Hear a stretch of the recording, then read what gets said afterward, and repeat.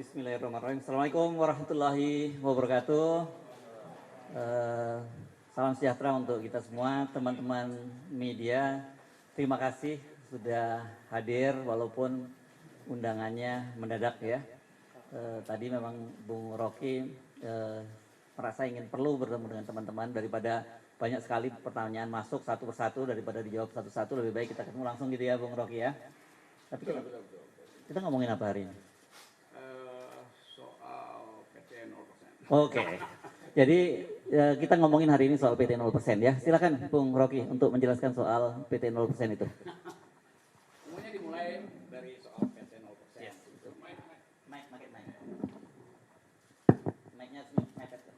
Kita selalu berupaya untuk mendudukkan masalah di dalam konteks yang paling purba, konteks yang paling awal, yaitu kegagalan negara untuk menghidupkan percakapan politik.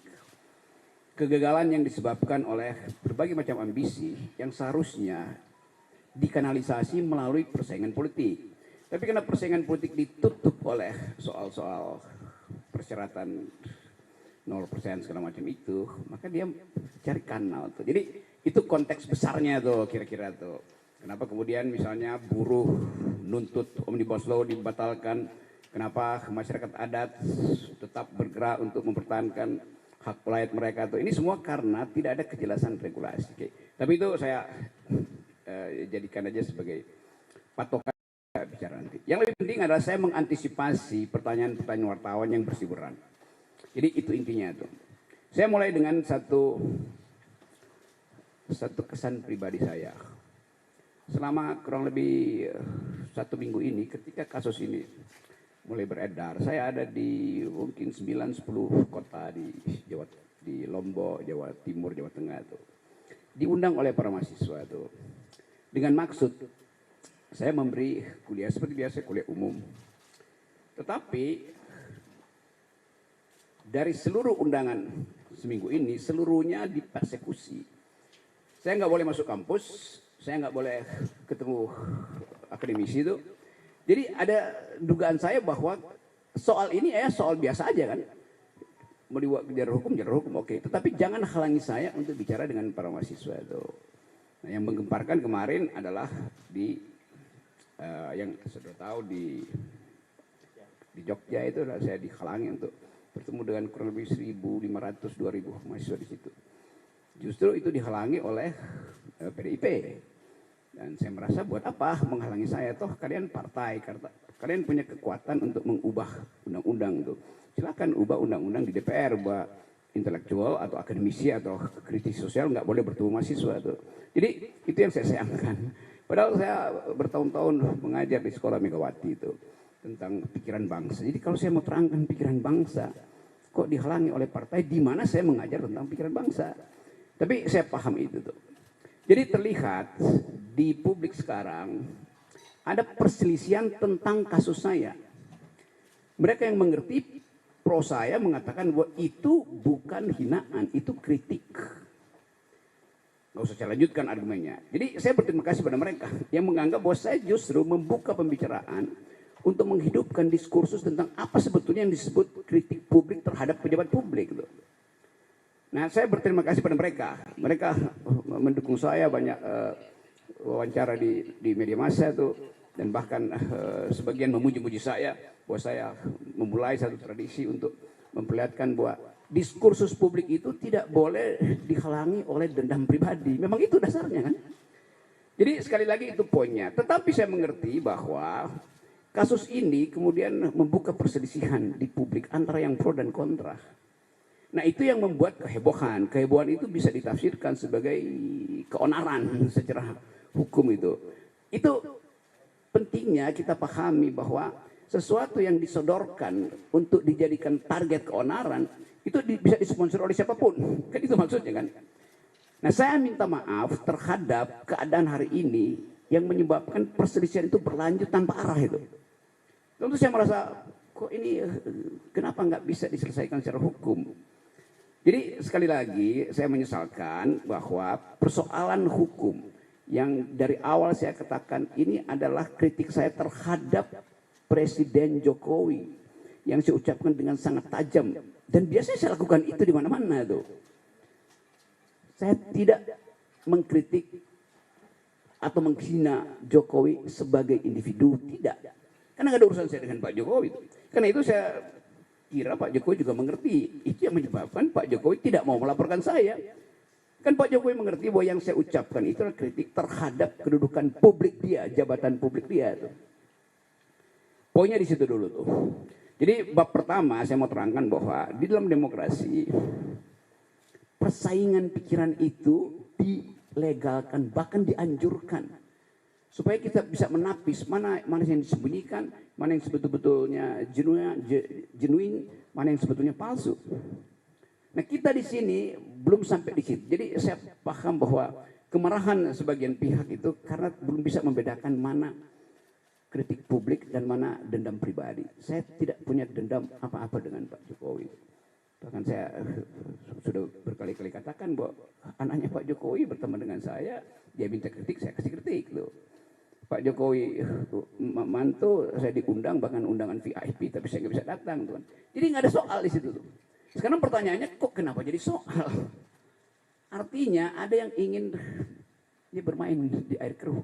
Tapi saya mengerti tahun politik pasti ada sifat semacam itu tuh, mengambil keuntungan dari problem ini.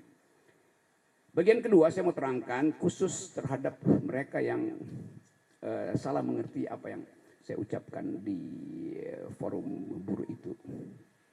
Saya hanya mengkritik dua hal pada waktu itu. Satu soal IKN, satu soal Omnibus Law.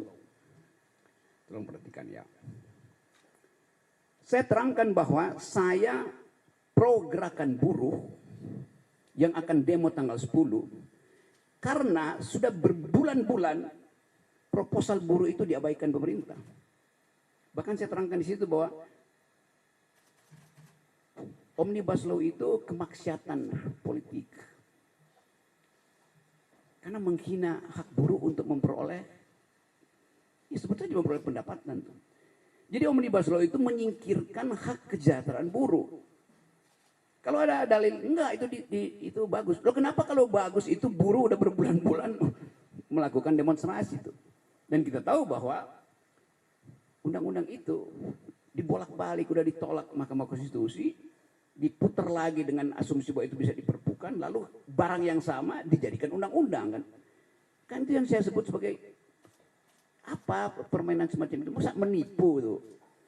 Pemerintah menipu kebijakan. Jadi saya memang pro buruh. Lalu dianggap bahwa saya mengompori buruh untuk 10 Agustus. Bukan, buruh itu memang sudah berencana secara periodik untuk demonstrasi. Bukan saya yang kompori. Saya tahu bahwa buruh merencanakan itu dari awal. Dan udah dari 2 tahun lalu tuh gerakan buruh kan terus menerus tuh. Jadi apa yang salah di situ tuh? Lalu dianggap saya mendorong makar segala macam tuh. Oke, itu kasus Beli pertama tuh. Kasus yang menyebabkan terjadinya keriuhan itu saya membela buruh di pidato itu. Seandainya saya nggak pidato di situ, mungkin nggak ada soal. Tetapi tentu kekuasaan menganggap bahwa gerakan buruh ini akan mengalami eskalasi tuh. Karena itu ya oke, dicari cara supaya diaborsi. Jadi kasus pertama. Kasus kedua adalah soal IKN. Tiba-tiba masyarakat Dayak menganggap saya menghina adat Dayak. Di mana hinaannya? Saya justru membela hak masyarakat adat untuk tidak dieksploitasi oleh investor Cina. Bagaimana mungkin?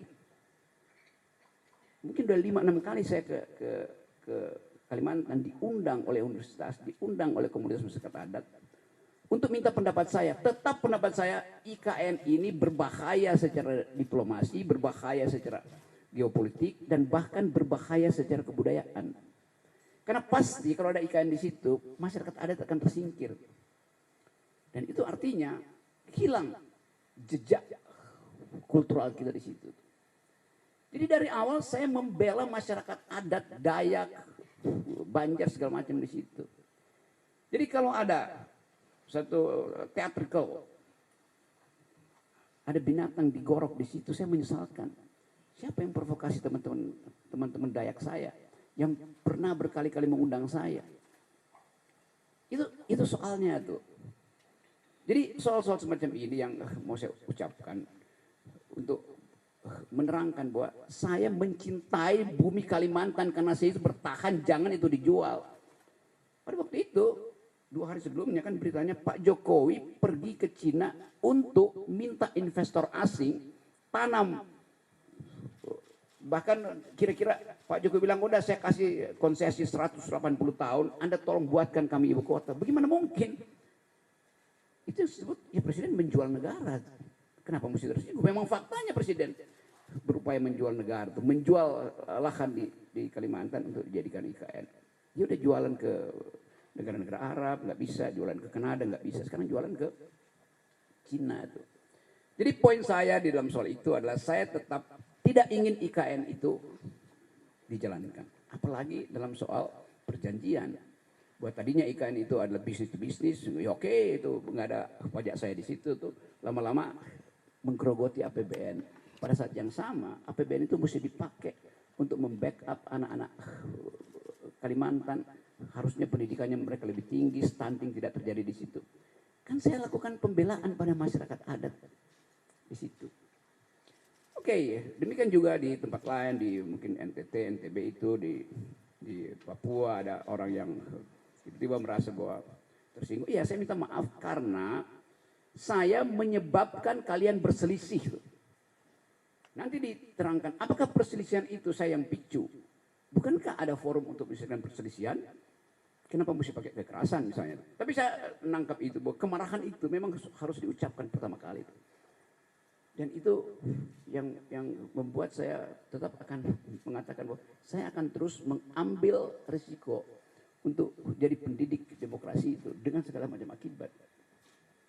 Itu soalnya. Yang lain saya tahu di kepala saudara ini tanya soal Pak Muldoko itu. Saya jawab. Pertanyaannya saya bikin sendiri ya.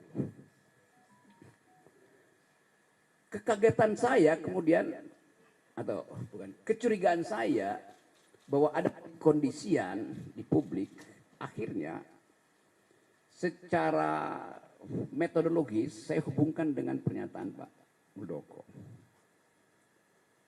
Dia marah juga tuh.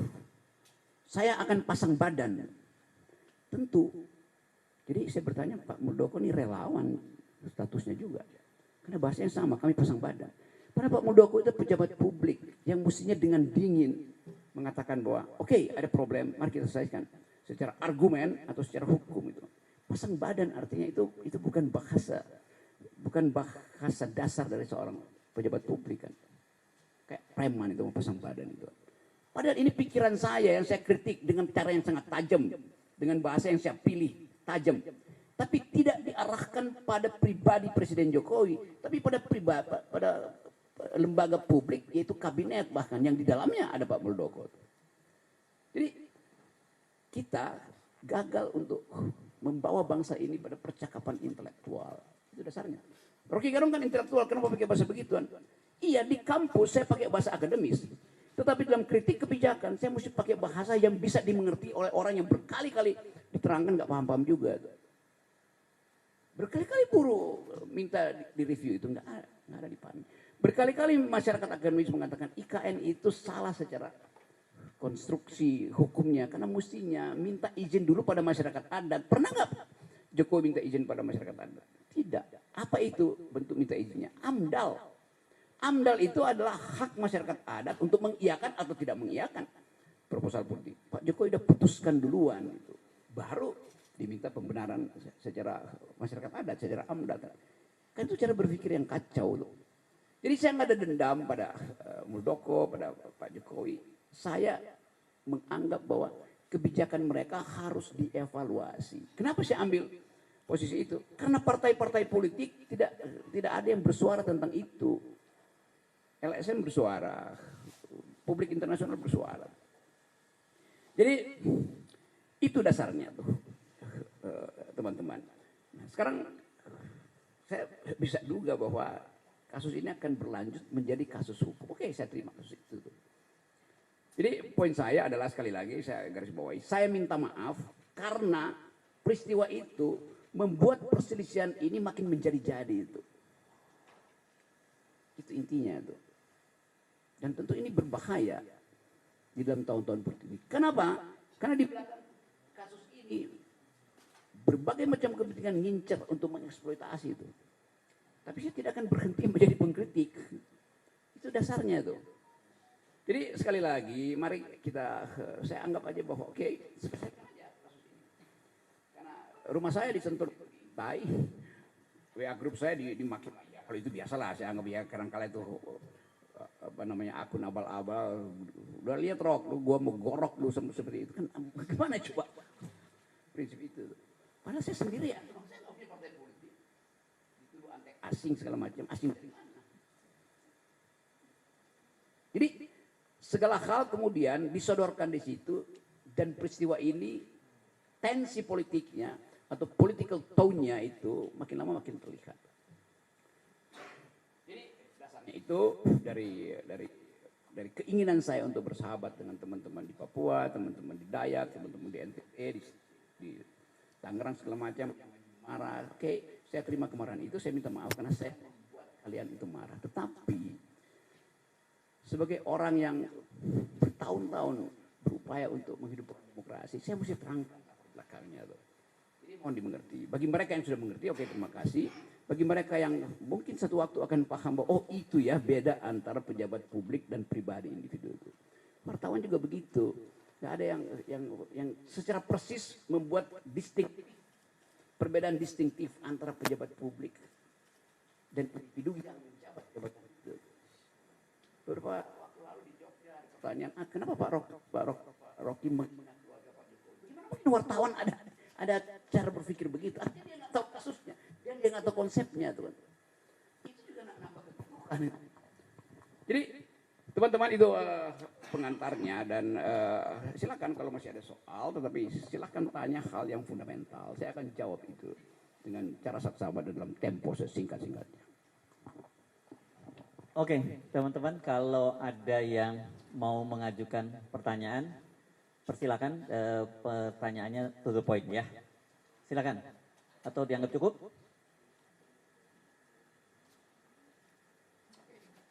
Oke, kalau ada. Oke, baru datang ya. Oke, silakan. Enggak apa-apa. Yuk. Oke, ini ya. Silakan disebutkan namanya, Mbak ya. Halo, selamat sore. Mohon maaf Bang Rocky, saya terlambat. Tadi dari liputan yang lain. Oh ya, oke. My bad. Saya Santi dari IDN Times. Saya rutin mengikuti pemaparan Bang Rocky yang hampir setiap hari dipaparkan 2 kali setiap hari. Di salah satu sesi Bang Rocky mengatakan bahwa yakin bahwa pelaporan, kan ini 2 pelaporan ya, yang di Barreskrim ditolak karena harus Presiden sendiri yang membuat laporan. Tapi kemudian mereka beralih ke Polda Metro Jaya dan sepertinya di Polda Metro Jaya itu akan diproses. Dan Bang Rocky sepertinya meyakini bahwa ini akan berujung ke pengadilan.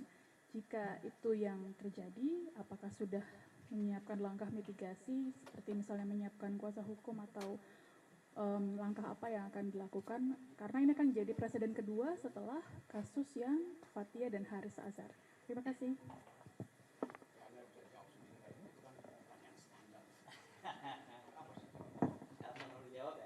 Iya kan, apakah dia mulai dengan saya yakin, ya, Anda sendiri udah anggap saya yakin kok akan masuk proses pengadilan.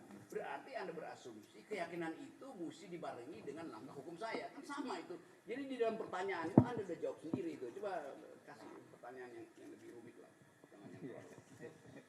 Oke, silakan. Tapi jangan kemudian gara-gara itu nggak berani nanya. Ayo silakan. Silakan. Santi jangan langsung cemberut, ya? Enggak, oh iya.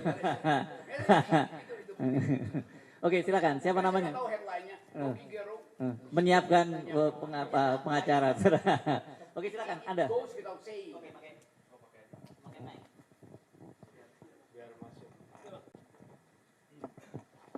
Izin Bang, saya Rizky dari Kompas.com. Siap. Oke, siap. Bang, kan tadi kan sudah disampaikan juga sama rekan saya, kalau Polda Metro Jaya akan memproses laporan tersebut. Apakah nanti Bang Rocky siap menghadapi proses hukum tersebut atau gimana, Bang? Terus juga terlapor. Yang lain.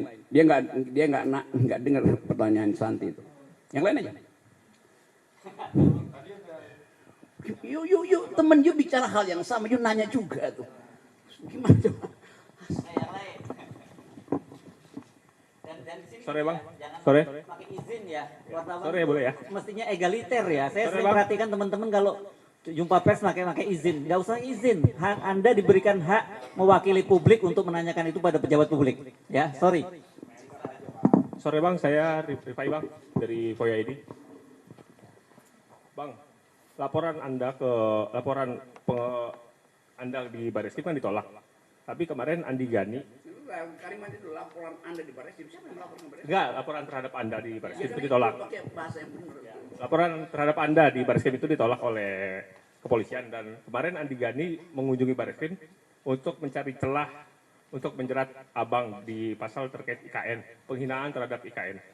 Menurut Abang, apa sih kan Abang sendiri mengucapkan tadi mendukung penolakan Undang-Undang Omnibus Law ya. Sedangkan Andi Gani sendiri dari tokoh buruh juga Bang. Gimana Bang menurut Abang? Ya apa dalil Andi Gani, Dia, apa yang saya bantu? Andi Gani itu mencoba menjerat Abang lewat Ya oke, tunggu aja kalau cobaannya berhasil tuh. Baru saya bisa jawab. Kan dia juga merasa dia masih mencoba apa coba? Coba kasih substansinya tuh. Dia mencoba. Bagaimana saya tanggapi seseorang yang lagi mencoba-coba itu? Ya. kalau mencari celah hukum di Ya. terhadap omongan Abang. Udah ada dia sebutin celah hukumnya. Belum sih. Ya buat apa saya jawab dong? Ayo, silakan yang lain. Saya buka kesempatan nggak usah pakai izin, langsung aja tanya. Dewan, silakan. Sebutkan namanya biar kita- Saya Leo dari TV One mau bertanya terkait dengan tadi kan dari PDI sendiri ada melarang, apakah itu salah satu melarang Pak Andri Gerung untuk apa dengan mahasiswa seperti itu karena kan Pak Andri Gerung yang di Jogja betul. Nah apakah itu merupakan salah satu upaya dari PDI untuk menyentil atau menyinggung terkait dengan sindiran kepada presiden dan kemudian dan ini ada juga ada opsi gugatan hukum. Nah ini bagaimana tanggapannya? Kenapa juga nggak tanya pada PDIP gitu? Menurut Rocky PDIP kan itu PDIP yang punya pengetahuan tuh. Kenapa dia larang kan? Kan justru itu yang saya tanya. Kenapa PDIP melarang saya untuk memberi ceramah? Saya bertanya itu supaya saudara tanyakan pada PDIP. Masa saya you tanya ke saya kan? Coba dong itu ini. Kemudian Sekjen PDIP Pak Hasto itu juga akan melakukan upaya dalam gugatan secara hukum itu bagaimana? Bang. Oh Hasto jangan upayakan dong, jangan hukum dong segala macam. Kan dia berupaya pakai jalur itu. Coba betulin kalimatnya. Menurut abang bagaimana? Bagaimana saya jawab itu? Hal yang memang formil dia melakukan langkah hukum itu. Ya udah. Kan Anda mau saya menjawab di luar jawaban yang standar. Saya hormati. Padahal cuma itu jawabannya. Nangkap enggak? Yes. Sorry ya, saya supaya tajam. Kalau enggak nanti headline-nya menceng-menceng itu. Atau saya bilang, ya persilahkan Hasto. Bertanya, lalu Anda sebut, Rocky Gerung mempersilahkan Hasto melakukan langkah hukum. Itu apa beritanya? Itu kan nggak ada nilai berita. Memang begitu harusnya. Kan pertanyaan jurnalistik itu harus menimbulkan pertanyaan baru supaya berkembang pertanyaan. Kalau sudah ditutup di situ ya, ini sore saya kasih kuliah tentang journalism-logical scrutinizing. Coba tanya yang lain itu kan mudah.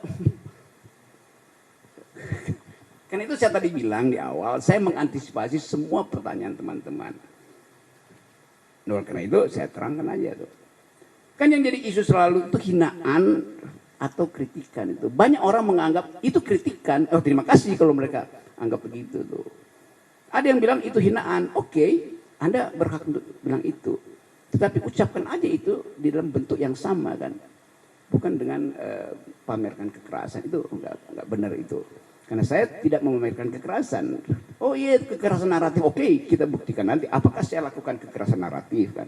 Tetapi tadi saya sudah minta maaf karena saya memang menyebabkan perselisihan itu berlangsung. Itu intinya itu. Bukan saya minta maaf pada PDIP atau minta maaf pada relawan. Itu soal lain itu. Bahwa saya menyebabkan dalam 1 minggu ini orang berselisih itu. Ini hinaan atau kritikan. Kan dasarnya itu kan. Ada yang menganggap bahwa ucapan saya itu ucapan binatang itu. Oke, dia punya persepsi itu. Ada yang bilang ucapan saya itu seperti dapat Swiss coklat, dapat coklat dari Swiss itu. Ya udah biasa aja. Nah supaya itu ditertibkan, biarkan proses hukum ini. Pak Hasto datang ke melakukan langkah hukum, oke. Kalau udah ada langkah hukum buat apa demo kan itu intinya. Tetapi ya silakan juga kalau demo, asal jangan pakai kekerasan. Dan tadi saya ucapkan apa poin Pak Muldoko, kalau Pak Muldoko ucapkan itu pasang badan, itu pengertian provokatifkah atau memang itu sekedar ulah humoris dari Pak Muldoko? Saya pakai kata ulah humoris ya. Nanti Anda bahas lagi itu kok ulah tapi humoris itu. Ya kan ulah itu kan, tapi dengan bentuk humor mungkin ya saya pasang badan. Karena kata pasang badan pun itu kata yang udah biasa di kalangan gue pasang badan buat lu ya. Jadi soal semacam itu, nah bagian ini nanti kita bicara di dalam persidangan atau pertarungan akademis kalau ini masuk ke ranah hukum. Jadi saya ucapkan sekali lagi, oke. Selamat sore, Bang Rocky. Saya Ahmad Riyad dari Tempo.co. Saya ingin bertanya, kalau misal tadi dari penjelasan Bung Rocky, artinya dari kasus ini memunculkan pro kontra di masyarakat. Ada yang mendukung, ada yang tidak. Nah, mungkin saya ingin tanyakan adalah dari Bung Rocky sendiri, perbedaannya antara kritik terhadap pejabat publik dengan penghinaan terhadap pejabat publik, itu menurut Bung Rocky seperti apa? Ini yang namanya kritik, ini yang namanya penghinaan.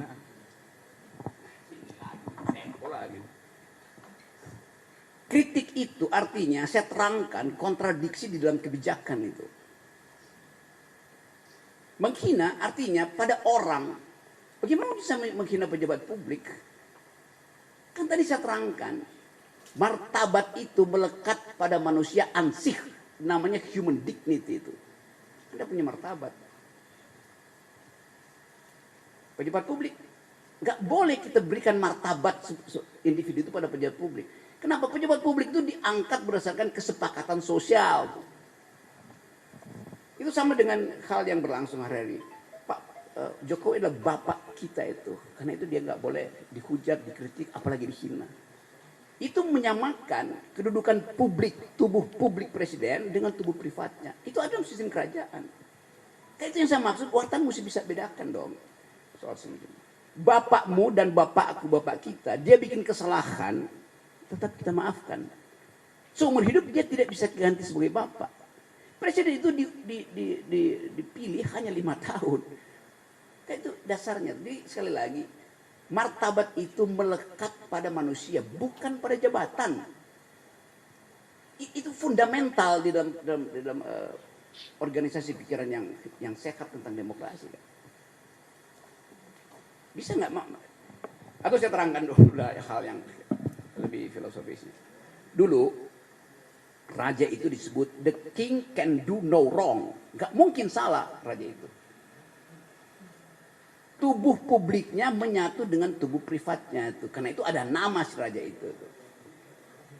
Tapi sekarang kan kita pilih republik, kan bukan sistem kerajaan itu. Sehingga tubuh publikannya beda dengan tubuh privatannya itu kan.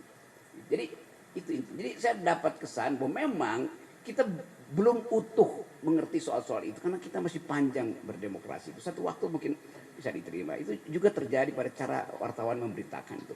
Mestinya dari awal dia scrutinize saja kan. Oh ini adalah tubuh publik, ini adalah tubuh privat. Hinaan hanya boleh tiba di tubuh privat, bukan di tubuh publik. Di tubuh publik apapun yang ucapkan namanya kritik. Bisa bedain nggak itu? Sekasar-kasarnya Anda itu bukan pada orang, itu pada jabatan itu, pada kedudukan publiknya. Ukurannya cuma satu, Anda boleh maki segala macam pejabat publik, kecuali ujung hidungnya Anda sentuh, maka Anda sentuh tubuh privatnya. Otonomi tubuhnya terganggu itu. Hanya itu. Anda sentuh dengan ucapan, dengan jarak 0,1 mm, itu nggak ada soal. Tetapi itu masih jauh dari pengertian kita tuh, hal yang masih berlaku. Mungkin 5-10 tahun lagi baru kita paham bahwa oke, itu dia pejabat publik, dan pejabat publik juga mengerti bahwa dia jadi pejabat publik, maka dia mesti siap sedia untuk dikritik, bahkan dicaci maki. Kenapa? Karena kita gaji dia, itu soalnya kan. Sama seperti selebritis marah-marah kalau dikritik. Loh, Anda dapat keuntungan dari kedudukan Anda sebagai public figure. Oleh karena itu, di balik keagungan Anda juga akan dicaci. Itu konsekuensi jadi selebritis. Melapor kemana? Nggak bisa selebritis melapor. Udah itu dalilnya. Kalau nggak mau tampil ke publik, ya udah jangan jadi selebritis kan. Kan itu dasarnya tuh. Jadi teman-teman sekalian kita belajar sama-sama itu supaya saya inginkan ada keheningan lagi dan kita bikin refleksi apakah kasus ini bisa jadi pelajaran bahwa kita memang belum cukup mampu mencerna nilai-nilai demokrasi itu. Dan dulu salah satu filsuf yang pemikir demokrasi, Jean-Jacques Rousseau, satu waktu dia ditanya sama wartawan tuh, apa penyebab Roma itu yang demokratis hancur itu? Kata Jean-Jacques Rousseau, kebebasan itu atau demokrasi itu seperti buah. Dia bagus buat pencernaan, tapi hanya lambung yang sehat yang mampu mencernanya. Nah lambung kita itu nggak sehat semua, sehingga gagal cerna marah gitu kan. Itu dasarnya. Padahal salah sendiri kenapa lambungnya nggak sehat. Oke, tadi ya baik. Tadi naiknya di mana? Nah, tolong bantu ya. Bang Rocky izin saya dari Kompas. Izin deh ya. Maaf. Tanya aja. Kebiasaan. Saya dari Kompas.com. Saya tertarik sama pernyataan Bang Rocky yang bilang harusnya Muldoko jangan bilang pasang badan karena kayak preman gitu. Kalau menurut Bang Rocky harusnya Muldoko merespon seperti apa sih yang sebagai dengan status beliau sebagai pejabat gitu. Ya. Ya respon aja seperti Pak Mahfud MD yang penuh diplomasi kan gampang. Oh tidak akan ada laporan, iya tapi ini kan ada delik lain yang bisa dipasangkan di situ kan udahlah. Saya tahu cara berpikir Pak Mahfud itu. Tapi Pak Muldoko kan dia KSP itu. Yang orang akan nilai kenapa bahasa tubuhnya itu seperti imperatif gitu, menekan itu dan itu intinya tuh. Jadi satu waktu juga orang akan pertanyakan tuh, itu Pak Muldoko kan, oh itu sikap saya tuh karena saya ada prajurit tuh. Nggak bisa begitu. Karena dia bukan lagi ada di dalam lingkungan militer, dia ada dalam lingkungan sipil KSP. Saya sebagai prajurit saya bisa dor, yo nggak bisa begitu. Itu udah selesai tuh periode itu tuh kan. Jadi kita tegur juga, teman-teman juga harus berani tegur Pak Muldoko tuh. Saya mau menegur secara publik dan saya kira Pak Muldoko harus jawab itu tuh. Karena orang takut, berarti nggak boleh pejabat militer masuk ke wilayah publik karena mentalnya akan sama tuh. Justru kita ingin ada yang disebut civilian value tuh. Jadi bukan the supremacy of the civilian, tapi the supremacy of civilian value. Yang supreme itu bukan orang-orang sipil, tapi nilai sipilnya yang harus supreme. Bahasa tubuh mantan militer harus tiba di situ. Lihat Pak Prabowo, bahasa tubuhnya udah bahasa sipil betul, bercanda segala macam. AHY juga mulai mampu untuk mengucapkan itu. Pak Gatot Nurmantio yang baru jadi pejabat berhenti itu bahasanya udah betul-betul tubuhnya bahkan tubuh sipil tuh. Karena sering bergaul dengan saya. Sebagai orang sipil. Tadi Bapak ya. izin. Enggak, jangan pakai izin. Yeah. Bang Rocky kan tadi bilang kalau misalkan Pak Muldoko bilang pasang badan sama aja kayak relawan gitu. Berarti apa maksudnya Bang Rocky itu kalau misalkan Pak Muldoko seperti itu tidak seperti KSP tapi malah jadi kayak soal relawan gitu dengan dia merespon seperti itu. Benar kan ya? Benar. Relawan itu berhak pasang badan karena rasa cintanya pada Presiden Jokowi kan. Kan kita nggak bisa bedain mental relawan itu mental yang mencintai karena menginginkan Jokowi jangan diganggu atau memang ya udah secara personal karena bergaul dengan presiden maka dia going native. Going native salah pula tadi terimain. Going native artinya larut di dalam kesukaan secara personal. Nah itu saya hargai. Walaupun orang menganggap ya kan dia udah relawan kenapa masih ya kita tahu relawan pasti pasang badan karena kecintaan personalnya kan. Kan Pak Muldoko kan pejabat publik itu. Masa sama pasang badan juga. Jadi istilah itu juga istilah yang ya kalau saya bilang tidak tepat memang tidak tepat. Saya tahu ini akan bikin sebagai berita gitu kan. Oke. Masih ada tanya. Saya pengen gini ya, sekalian saya sharing ya. Kenapa sejak tadi saya ngomong jangan pakai izin deh, gitu ya. Saya sering mengamati nih teman-teman. Saya ini wartawan ya, teman-teman. Mungkin kebetulan lebih lama aja dari Anda sebagai wartawan. Dan saya tahu wartawan itu harusnya egaliter ya. Karena Anda itu hadir mewakili kepentingan publik. Jadi saya perhatiin kalau dalam jumpa pers banyak izin Pak. Loh ini Anda udah jadi apa ya, itu subordinat dari narasumber. Nggak boleh wartawan itu subordinat dari narasumber. Mohon maaf ini share saja ya. Saya bukan mau menggurui teman-teman karena saya cuma menang tua saja. Mungkin teman-teman lebih hebat dari saya gitu. Tapi saya terganggu dengan sikap-sikap teman-teman yang setiap kali mengajukan pertanyaan mengajukan izin. Anda diberi oleh undang-undang Anda diberi kewenangan untuk mewakili kepentingan publik, bertanya kepada pejabat publik, dan posisi Anda itu egaliter. Gitu ya. Makanya nggak ada beliau di dalam tulisan, kan nggak ada yang nulis beliau gitu ya. Kan karena memang posisinya Anda itu egaliter. Silakan kepada, apalagi masa Bung Reki aja pakai izin gitu ya. Silakan lanjutkan, jangan pakai izin ya. Gak apa-apa, lanjutin aja.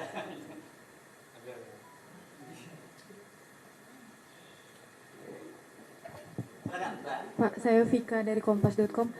Mau tanya Pak, itu Pak, ini kan Bapak juga dilaporkan ya Pak. Lalu langkah apa yang akan Bapak lakukan? Apakah melaporkan balik atau bagaimana?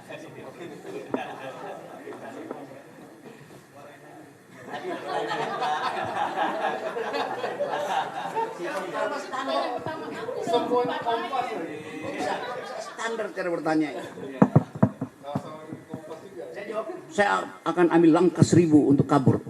Mau tulis nggak coba? Itu nggak masuk akal tuh. Jadi pertanyaan pun jangan standar deh itu. Udah minta izin standar udah pertanyaan. Aku nyoba kali kedua deh. Jangan galak-galak lah Bang Rocky. Enggak, saya nggak galak, saya tegur. Teman-teman pada jadi jiper gara-gara Bang Rocky menanggapinya seperti mohon maaf ya Bang Rocky ya. Bang Rocky salah satu narasumber yang agak menyebalkan siang ini ya. Saya jujur aja nih Bang Pertanyaan Rocky. kalian juga menyebalkan. Cerdas.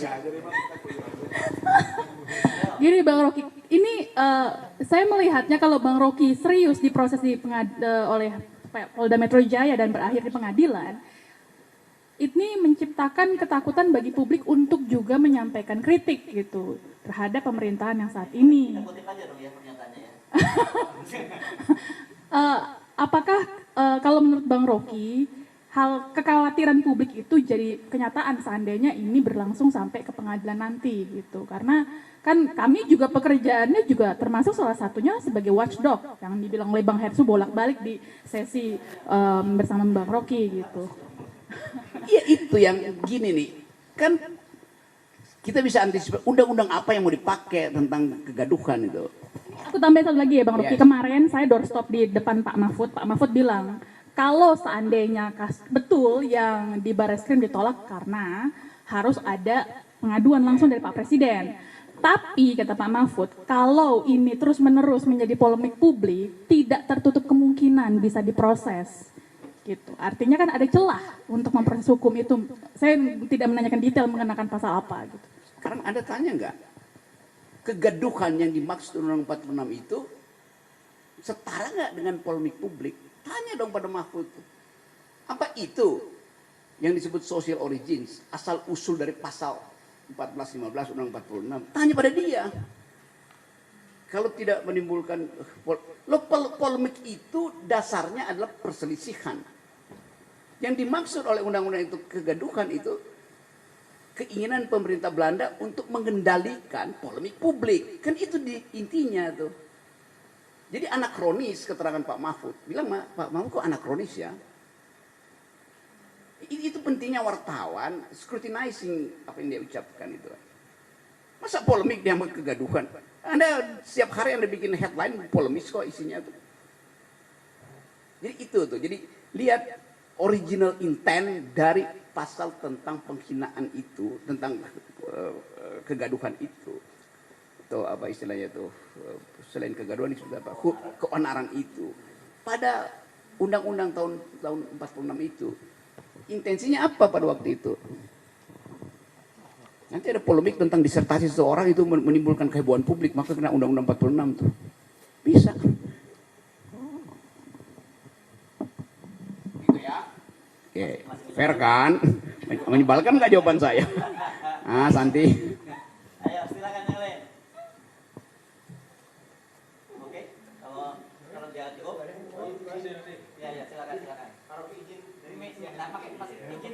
susah amat ya. Tapi kalau menurut saya, Bapak tidak berhak untuk mengatur kesopanan kami dan bertanya. Kalau soal egaliter, menurut saya kebebasan bertanya itu Ya udah silakan. Oke, Anda duluan. Tapi kalau untuk manner, menurut saya Bapak Ya, tidak perlu. silakan. Anda ngomong. Izin ya Pak? Tidak, saya tidak izinkan. Iya, oke. Anda nggak diizinkan. Oke. Ya, taruh.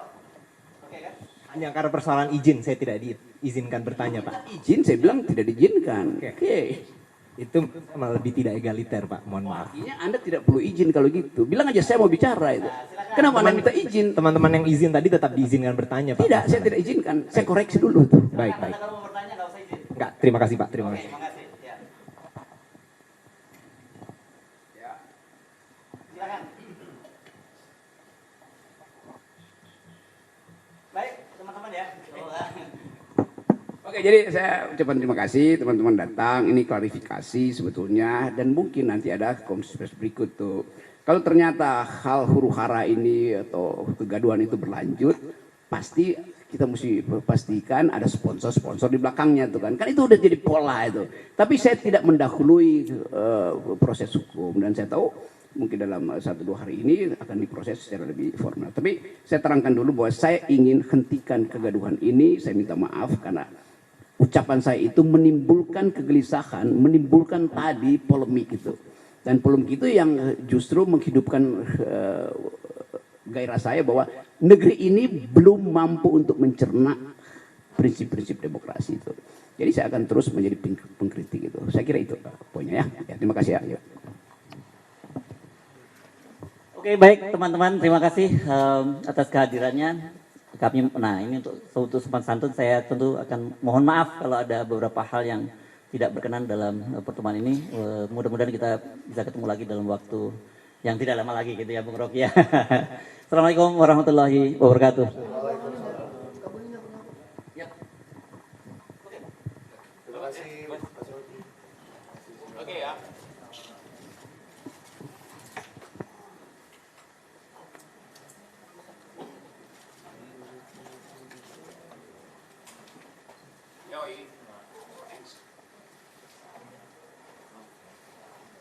Ya.